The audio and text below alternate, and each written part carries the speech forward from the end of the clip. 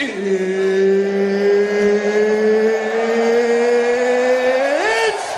time! Komodo Dragon vs Jaguar fight to the death. Who will win and where do they rank in their division? Welcome to Species MMA, I'm Native Black, and this is where we matchmake fights between different species of animals and settle once and for all which one would be victorious in a 1v1 fight to the death. And by that I mean I'll assign odds to each because I'm a mathematician and I'm going to keep this logical and scientific as fuck. The rules are simple. It's a 1v1 match with the representative of each species, and it takes place in a typical gladiatorial arena like this. There is no time limit, and we're assuming the animals understand as kill or be killed, so they participate and don't become friends or anything. Oh, new friend! Oh, friend! Please be my friend! Oh, friend! It's a fair fight, with male jaguars weighing between 56 and 96 kilograms, and Komodos between 79 and 91. So we're going to assume these two weigh the same, around 85 kilograms. They're also going to be at their prime fighting age, and finally, they're going to be of average ability. This ain't the Tyson Fury of Jaguars versus some bitch-ass Komodo. There are many different elements to break down, so we're going to start with only their physical attributes in the categories of defense and offense. We'll begin with the Komodo Dragon. First, in defense, it scores well here overall, primarily as a result of its resistant, resilient reptilian hide. Wait, is this a rap video? No, keep it together, Nada. By far this is its most impressive physical defensive attribute. In fact, it's even more resilient to damage than it looks, and it looks pretty damn tough. Only fairly recently did scientists discover the Komodo dragon's hide is actually reinforced with thousands of tiny pieces of bone called osteoderms. This incredible reconstruction highlighting the osteoderms of its face show how they act like inbuilt chainmail armor protecting what's underneath. Although this protects the Komodo dragon more so from slash or cut type damage than from penetrative or blunt force damage. The shape of the body itself, typical of reptiles with small appendages and low on the ground, comes with the advantage of protecting its softer underbelly, but at the cost of allowing opponents easier access to taking its back, as well as overall determining the Komodo's range of motion. Its offense is also impressive. By far its most effective weapon is its mouth. It is the method by which it achieves almost all of its kills. It is relatively large and expands very wide, with one row of small equal-sized serrated and razor-sharp teeth. It is designed to rip through skin and hides quickly to tear off flesh, create open wounds, and induce blood loss. However, it has a surprisingly weak bite force at only 39 newtons. Combined with the small teeth, this makes the Komodo dragon bad at inducing blunt force trauma from biting, or any deep penetration without multiple bites. Its claws, large and sharp as they are on both fore and back legs, are very impressive weapons on their own. The problem is, they are almost never used as weapons in practice, and there's good reason for this too. Firstly, their flat position itself puts its limbs far behind its head, or tail in the case of defending from the back. Contrast this to humans, for example, whose hands naturally extend far beyond our heads. Secondly, their legs are so short as to render them a poor range attack option regardless. And the final reason Komodo dragons seem not to incorporate its claws in combat is because it simply doesn't need to. In its very small environment, it is the undisputed apex predator, and no matchup it faces in the wild forces its use. Used more extensively than its claws is its tail. The Komodo dragon, like crocodiles, are capable of using their tail as a powerful whip to either injure their prey outright or stun them enough to use their mouth to finish the kill. Otherwise, it may simply be used as a last resort defensive tactic when caught from behind, to give it enough time to spin around. Finally, there is another weapon unlocked by their bite attack: venom. They ooze venom into the wounds they create, and although by no means the most potent venom in the animal kingdom, it is still highly effective in augmenting their bite damage. The venom lowers blood pressure and inhibits clotting, causing high amounts of blood loss and inducing shock earlier than otherwise. Often with larger animals, it shuts down muscle movement to the point that it is powerless to move as it's slowly eaten alive. That means if they're able to get just one good bite in, the clock usually starts ticking for the other animal, and as long as the fight goes on, the worse it's likely to get. Now this is pure nightmare fuel, as it results in their prey often being eaten alive slowly as it's powerless to escape or fight back. I've included this clip in case you're tired and need to stay up tonight. Otherwise, I'm deeply sorry, really, that's my bad. Now, onto the physical attributes of the jaguar. It is of course similar overall to its other big cat relatives, and is the third largest species of cat behind only tigers and lions. It has very little in the way of bodily defense, with soft and relatively thin skin, particularly in comparison to the Komodo. But it does have thick, robust bones, especially in its skull. Overall, it's not built to endure much punishment, relying instead on offense to render its defensive weakness moot.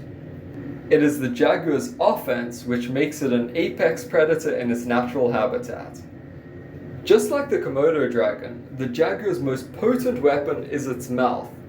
Jaguar's raw bite strength is among the very greatest in the entire animal kingdom, dwarfing every other big cat at about 1500 psi. And when you combine that jaw strength with the jaguar's teeth, having those massive canines and incisors, the jaguar's bite is among the very most dangerous, especially for its size. So while both animals have very formidable bites, they take almost opposite approaches. Komodo's teeth and jaws are suited to tearing, while the jaguars are designed to penetrate and crush, just like me on a night out. For many types of prey, including the caiman, jaguars are known to use sheer crushing damage to crack open their opponent's skull, usually by placing their jaw around the entire animal's head and squeezing in at both ears. Overall, the jaguar is capable of doing a lot more damage more quickly than the Komodo dragon by use of biting. However, it doesn't have venom, meaning it shares none of those delayed benefits as the fight wears on. Jaguar's secondary weapon are its claws. Like other cats, it can retract its claws, allowing them to stay very sharp. However, they aren't very long and are a fair bit shorter than the Komodo's. Unlike the Komodo dragon though, the jaguar's body form allows it to make effective use of them. That being said, jaguars only really use their claws and limbs in combat in order to set up their bite attack by extending their forelimbs usually on the back of their opponent and using the claws to dig in so that they're able to place a fatal bite. It's possible that slash-type damage would occur from their use of claws and paws, which is obviously a plus for them. However, it's likely that any opponent for whom this would hurt wouldn't really stand a chance anyway. While it has its limitations, the analogy of animals fighting with that of human combat sport does have a lot of value. And I'll use it to make the point that not only do the physical characteristics of the combatants matter, but skill and experience also do to a great extent.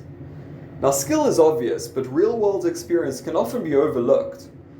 Two humans may have the exact same physical attributes and experience the same formal training, i.e. skill development. But if one has never fought a proper fight and the other has had multiple, this gives a definitive edge to the more experienced fighter. Of course, in real life, combat experience comes with damage that can be permanent or semi-permanent, but we're assuming they're equal physically in this thought experiment. The importance of experience is magnified when the fighting takes place in unfamiliar circumstances, as the fight we're discussing would. Consider again, for example, two people who are equal physically and have experienced identical combat training, solely in boxing. Now, as already said, if one of them has more boxing matches under his belt, he should be favored in a boxing match between the two. However, if the question is that of a no-rules bare-knuckled street fight, and one has had zero experience street fighting while the other has had multiple street fights in very similar conditions, then the advantage of experience would be that much greater. In that instance, for example, without hand protection, The same punches he's so used to practicing may actually be counterproductive by causing damage to the hand. Many people don't consider this, and certainly not in ultra-stressful situations like that of a street fight. But a small adjustment can be made by using an open hand instead. Additionally, for this reason, throwing elbows is also a rather good idea, but to a boxer, the thought would be unlikely to come up. There are other considerations as well, like watching for a takedown, or even accounting for the ground you're standing on. If you happen to be on a slippery surface, for example, but are only used to fighting on a perfect boxing ring floor, then your very first punch may well end up causing you to slip and fall, and that alone may allow your opponent to jump on top of you and result in your defeat. Such is the tremendous value of experience and skill. And while they're not the same, experience begets skill, and skill allows for successful attainment of experience. For animals, it is impossible to gain combat experience without the skill to survive, in the case of prey, or kill, in the case of a predator. Let's now consider the relative fighting skill and experience of the Komodo dragon and the jaguar. There are two key indicators of both. One, how many fights has it been in? This is obviously equal to the frequency of fighting multiplied by the number of years the animal has been fighting, which is generally the animal's age minus early childhood. And two, what is the overall quality of the competition it's fighting? Now both of these are general, so we should then ask two further questions based on the above knowledge. One, how well does the Komodo dragon's particular skills and experience suit it to fight a jaguar? And two, how well does the jaguar's particular skills and experience suit it to fight a Komodo dragon? We'll deal with the first of the general questions, the number of fights. Well, both animals score well here, being as they are both not only predators, but obligate carnivores, meaning they cannot survive without consuming meat. If they don't kill, they don't survive, simple as that, so they are evolved killing machines. It's well worth mentioning because many of the most physically dangerous animals in the world are actually exclusively herbivores. Ha! Gay! And therefore only employ violence in self-defense or for mating rights. And in the latter case, it's usually not fatal either, but instead usually entirely theatrical or a wrestling match of sorts. Examples include the mighty hippo, gorilla, rhino, elephant, etc.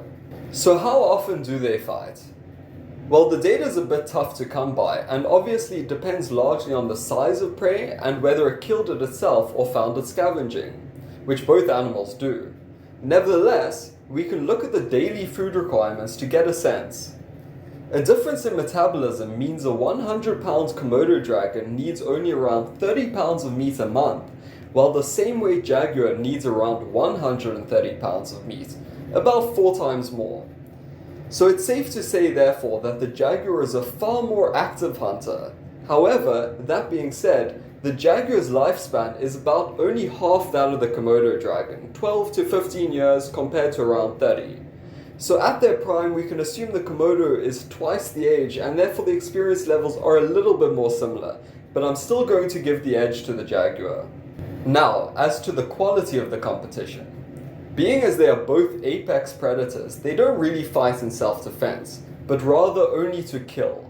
The one real exception for both animals is fighting themselves. Both dragons and jaguars occasionally fight each other over mating rights, territory, or eating privileges over a dead carcass. However, these are typically non-fatal in both intent and practice. For jaguars, most fights are almost entirely theatrical, with either no physical contact at all or very negligible, and so it doesn't really count. Dragons at least seem to almost always make contact when fighting, but it too is still sufficiently different, and intentionally so, to the way that they would actually fight to the death, that it also doesn't count much towards applicable experience. What dragons do is a really cool stand-up wrestling match, with the winner being the one that's able to push the other down and take its back. One exception is that Komodo dragons are actually cannibalistic, with older ones being known to eat the young. So perhaps a few Komodo dragons got some gnarly experience fending off the Indonesian Hannibal Lecter, but probably not. The result of all of this is that both their combat experience will basically come exclusively from preying on other animals. Now, for the level of competition offered by their prey. Overall, neither animals have extremely dangerous prey, nothing like the monsters lions have to face, for example. So let's look at what they are. Well, both regularly hunt for small prey that offers almost zero danger, where the only difficulty is catching them, so we'll just ignore them and focus on the only really formidable opponents. For the dragon, their only actually dangerous prey are deer, specifically the Javan Rusa deer, which happen to also be their most common prey, as well as the water buffalo, by far their biggest prey. A slight argument could be made for boar as well, but honestly that'd be pretty pathetic for a grown-ass Komodo to get KO'd by a pig. Interestingly, although both the male Java Rusa deer and water buffalo have very dangerous weapons in the form of antlers and horns respectively, they appear to literally be unable to use those weapons against the Komodo dragon.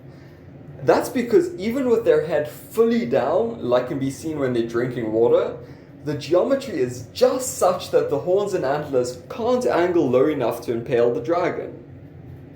Of course, if the dragon got up on its tail, which it can, this would be different. However, that's not what they do. They stick low down on the ground when attacking these large prey. The one attack that is genuinely dangerous from these prey is kicks, particularly down kicks as well as back kicks, and specifically to the head. Indeed, from footage like this, dragons do seem slightly wary of this attack.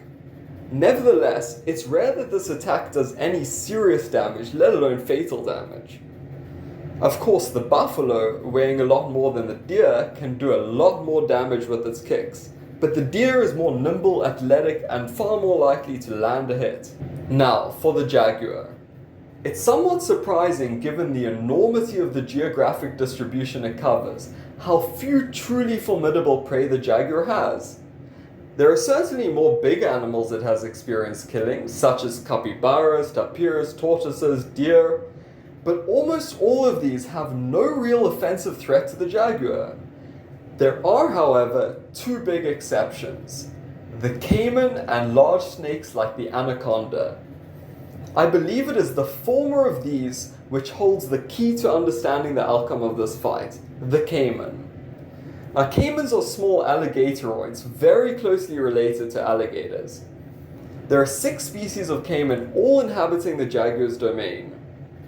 Adults weigh anything between 6 to 40 kilograms depending on the species, with the exception of the black caiman, which is by far the largest species, with adults weighing in the region of 300 kilograms, even going up to as much as 600 kilograms for very old males. Now, the jaguar is known to hunt, and successfully so, all species of caiman at all ages, with the general exception of the adult black caiman, because it's just such a dangerous matchup.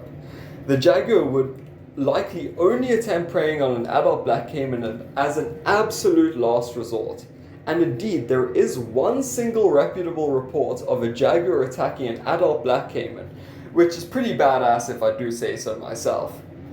And considering the fact that what has been reputably observed by humans, especially in places like the Amazon rainforest, is only a very negligible subset of what has actually occurred over millions of years, it's safe to say therefore that, although rare, if this report is true, such a scenario has played out probably hundreds of thousands of times in history. Now that we have a general understanding of both animals as it relates to combat, here comes the interesting part.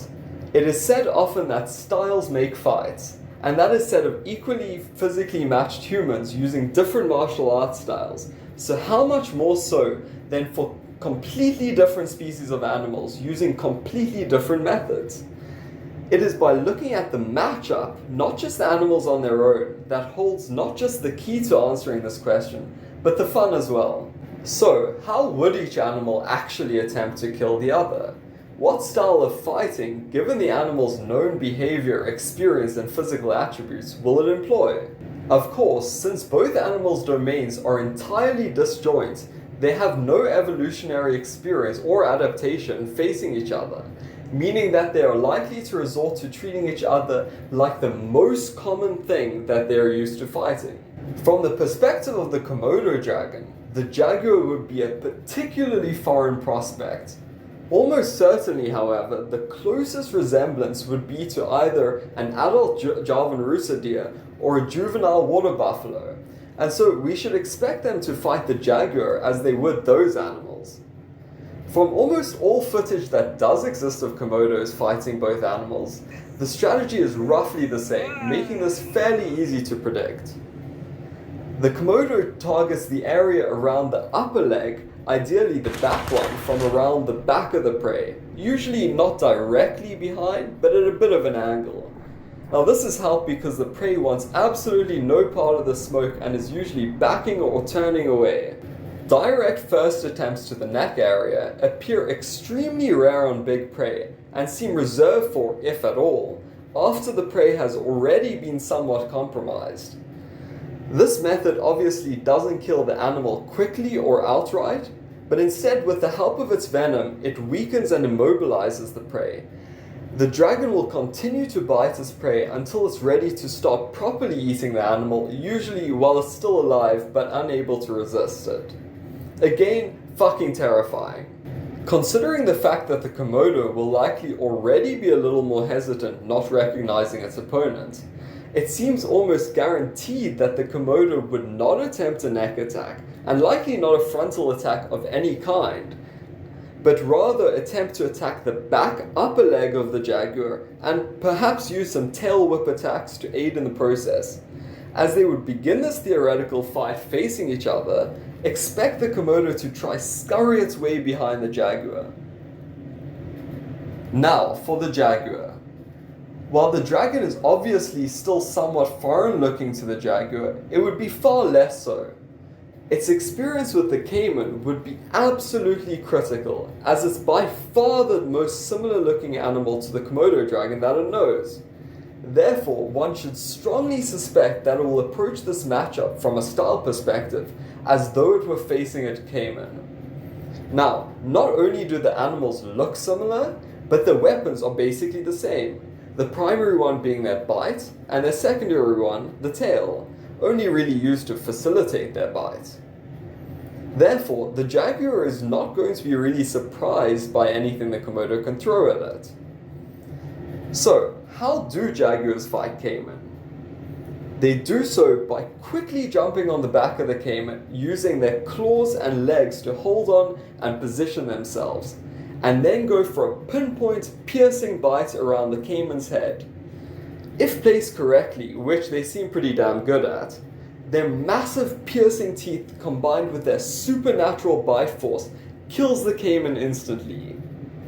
And what allows them to pull this off so successfully is obviously that in the wild, they're ambush predators, and if done correctly, they can approach from behind the caiman and are able to go unnoticed until right before jumping on it. If facing one head-on, however, it would still try to use its athleticism to get to the back of the caiman, both to avoid its bite attack and facilitate its own bite. Finally, we can now begin to see how this fight would play out. There are 3 advantages the jaguar would have over the dragon, purely as a result of its experience, continuing the logic that it would treat the other as its most similar real-world counterpart. The first and most important is that, as already mentioned, the jaguar actually does know exactly the dangers posed to it, and therefore is able to take them fully into account, this being the bite and the tail whip. The Komodo dragon, however, by contrast, would be completely caught unaware of the biting threat of the jaguar. Remember, the only attack it's used to are down kicks and back kicks, and this isn't even a threat from the jaguar. Even more so than that, it would not recognize the danger of the position in which the jaguar would employ the bite attack, that being on its back. In fact, there is some reason to believe it may be overly comfortable with having its back taken. Now, the only reason I say this is from looking at the outcomes of fights with other Komodo dragons, where the outcome of a decisive match is the one laying on top of the other. In this position, the bottom dragon seems pretty content with staying still. Now obviously, there's no real reason for it to object to it. The match is over. But this habit would not be very handy in this matchup. Despite this, I think the reaction would probably be different with any other species, as it's natural for any animal to object to having its back taken. But still, it's something to keep in mind. The second advantage the jaguar has is that the general movement profile and athleticism of the caiman is more similar to the dragon than the deer or buffalo is to the jaguar, again allowing for the jaguar to be more prepared to handle it. And the final advantage given by experience is that the jaguar is more likely to expect aggressive attacking behavior from the Komodo dragon, thanks to its experience with the caiman. However, the dragon, because of its own experience, will expect nothing really by defense and would be caught very off guard by the jaguar's forwardness and aggression. So what would it take for the dragon to win? The dragon's path to victory would require it to avoid the jaguar's head bite, which itself requires not having its back taken. It has no real method of a quick kill against such a large opponent, and were it to win, it would take a lot of time, probably over an hour before the jaguar is actually dead, even after a first successful attack. If it does succeed with the first bite that draws blood and allows venom to ooze into the jaguar, then from that point onwards, as long as it stays in the fight, the odds will move increasingly in its favor by the minute as the venom begins to take effect, causing blood loss, muscle paralysis, and immobilization. Depending on how much venom is released, one bite may be enough to immobilize the jaguar to a point of not really being competitive. But that would take upwards of at least 30 minutes, which is actually a very long time in a fight. But besides from the venom, the bite itself would deal damage all on its own. As mentioned, the dragon would not attempt to go directly for the neck, but rather attack the leg, particularly the upper leg area. Therefore, this would cause a significant deterioration in the jaguar's mobility right away, which both inhibits its offense and defense. How much would obviously depend on where the bite is placed and how strong it is, but the debuff in mobility would probably be around 15%, maybe max 35%. Yet more bites will obviously quicken the process.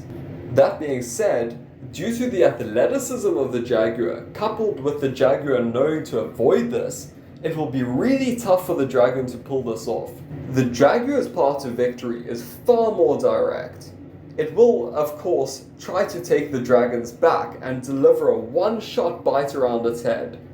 It will also not attempt any other attack. A bite around the midsection or tail would be avoided as it would result in very limited damage, and by leaving the head free, it would open itself up to being bitten. And because caimans, like alligators and crocodiles, death roll once they've got a hold with their teeth, the jaguar will be particularly wary of being bitten even once. The dragon's head is of fairly similar size to the caiman's, and it would have no problem delivering essentially the same bite to the same area of the skull. Now, there doesn't seem to be any research that I could find anyway of just how resilient the dragon's skull is, and so when combined with its chainmail osteoderm skin, there is a possibility that it would not die from the same bite that would kill the caiman. However, I would estimate that the odds of this are very low indeed, particularly considering the fact that there's no real good evolutionary reason or pressure for its head to be just that durable. Therefore, the only thing standing in the way of the jaguar winning is not being able to get in the right top position to deliver the bite. And because, as mentioned, once this position is attained, one could expect as much or less resistance than the caiman. And considering the speed at which it delivers the bite once atop, the result would be all but guaranteed. Despite the fact that the dragon can in fact get its head quite far up, it would almost certainly not do so, as staying low to the ground is the only position with which it initiates its bite, but also the position in which it has the most mobility from a defensive perspective. On the other hand, the Jaguar's impressive leaping abilities would certainly help it in both avoiding this ground attack as well as getting into that top position.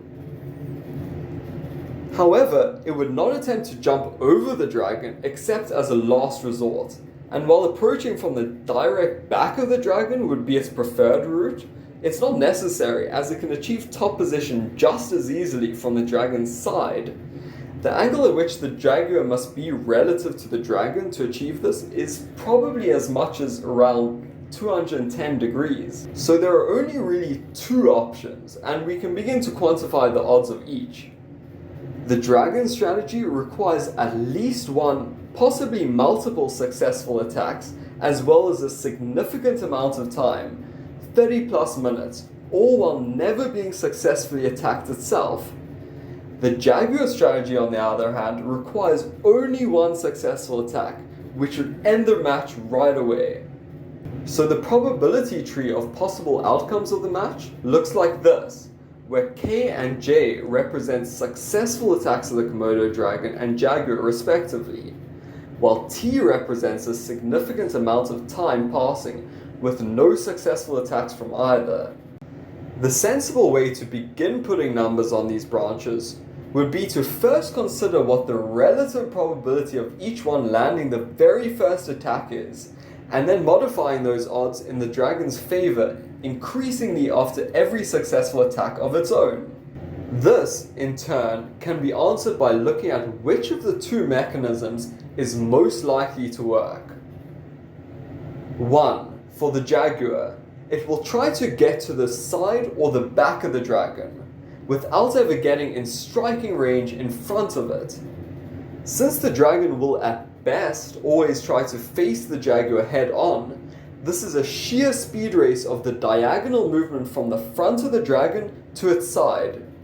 Likely, this would take just one lightning fast leap from a little over a meter in front to the dragon's side, followed by a quick turn and another leap onto the dragon's back. More likely than not, it would settle for a side mount, as getting fully behind it is simply too much extra difficulty and uncertainty for not enough benefit in return.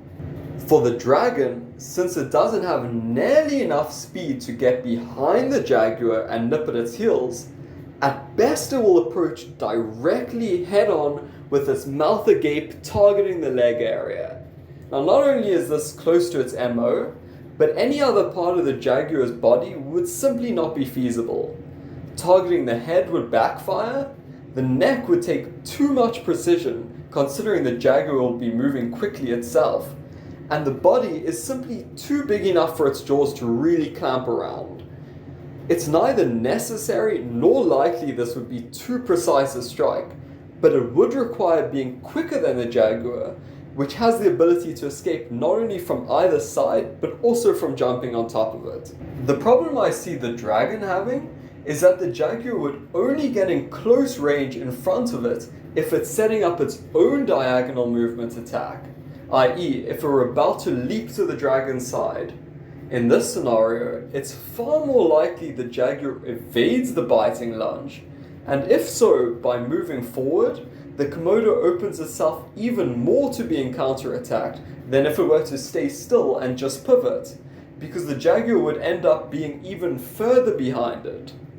On top of this, while a direct attack would be its best option, it's fairly doubtful whether it would be bold enough to even attempt this, considering its preference for back attacks against far less dangerous and far more well-known opponents. All in all, based purely on the actual mechanics of these movements, it's hard to argue the Jaguar doesn't have a massive upper hand as a result of its superior and unorthodox, from the dragon's perspective anyway, agility. In fact, I would go as far as to say the relative odds are as high as about 75%-25% in the Jaguar's favor for landing the very first shot. Now, already, without having to do any more work based purely off this probability tree, we can see the probability of the Jaguar winning is even greater than the probability it gets the first shot, which I put at around 75%. So we're ready to declare the winner right away. The only question that remains is just how high is that likelihood? Of course, any numbers here are a bit thumbsucky, but here we go. I'm going to assume a 15% mobility debuff from each bite, plus maybe another 5% due to the venom from the assumed average time between the bites, multiplied by the number of bites. That gives a mobility debuff of 15% after the first bite, 35% after the second, 55% after the third, and 80% after the fourth. And hence, at that point, the game would pretty much be over for the Jaguar. Furthermore, the likelihood nothing happens after any of the first 3 attacks, because the dragon is content to wait and the Jaguar mistakenly thinks it's recharging when it's actually dying from venom, I might put it around 10%. Taking these numbers into account with the initial split of 75%-25 gives the probability shown here. You know, I must say, I'm actually really quite surprised at how one-sided this ended up being, given that at the beginning, I really couldn't tell which, if any, would be the favorite. And honestly, if I had a gun to my head at the start, I'd probably actually bet on the dragon. I am shocked and chagrined. Mortified and stupefied. Well guys, this was my very first YouTube video, and actually the first real video of any kind in my life. If you think my analysis and work and memes have deserved it, please do subscribe, because every single week I'm coming out with a new video covering other animal 1v1 matchups. And the video and audio quality is only going to get much better in pretty much every way. So thank you for watching, you animals. Stay savage.